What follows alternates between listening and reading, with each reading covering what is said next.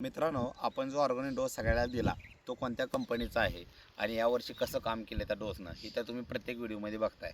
माटी बायोकेअर ही कंपनी जी आहे याचा डोस जो ऑर्गॅनिक पद्धतीचा आपण सगळ्यांना दिला त्यानं झाडामध्ये काय केलं तर झाडामध्ये एक विशिष्ट प्रकारची ताकद आणली. ही ताकद अशी होती की 1.5 महिना झाला तर गेला आपलं तेलकटचं वातावरण होतं, त्या वातावरणामध्ये कोणतेही झाडं एकही फळ तेलकटचं सापडलं नाही. त्याचा रिझन ते आहे फक्त डोसमधली ताकद. ही डोस काय काम करतं तर डोस देतं झाडाला ताकद. ताकद अशा प्रकारची जी झाडाच्या मुळापासून ते झाडाच्या शेंड्यापर्यंत सगळीकडे जाणार. आणि दुसरी गोष्ट अशी आहे की खालची सॉईल म्हणला तर सॉईलमध्ये तुम्हाला निमॅटोचा प्रॉब्लेम असेल किंवा आपटेकला झाड प्रॉब्लेम असेल, कॅनोपीचा प्रॉब्लेम असेल, झाडाच्या पानामधला, खोडामधला, कळीचा कोणताही प्रॉब्लेम असेल तर हा फक्त डोस काम करणार आहे. यासाठी आम्ही ऑर्गॅनिक जे ओरडतोय त्याचं कारण हेच आहे की आपण जे रासायनिक टाकून जमीन खराब केली ती जमीन सुपीक करायचं काम हा डोस करणार आहे. ह्याच्यासाठी 100% अजून बी वेळ गेली नाही मित्रांनो. आता ज्या बागायतदाराचे आहे त्यांनी 100% ऑर्गॅनिकच चला.